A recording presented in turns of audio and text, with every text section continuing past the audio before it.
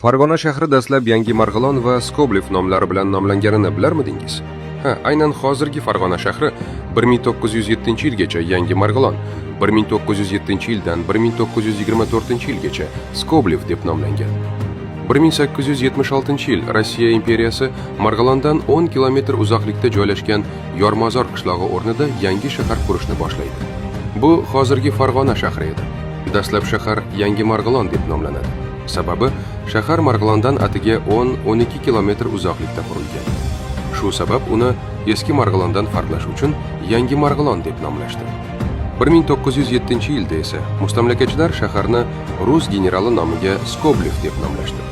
Bu nom 1924-yilda Sovet hukumati tomonidan o'zgartirildi va shahar rasmiy ravishda Farg'ona deb nomlandi. Farg'ona haqida qiziqarli yangiliklar va ma'lumotlardan doim xabardor bo'lish uchun sahifamizga obuna bo'ling.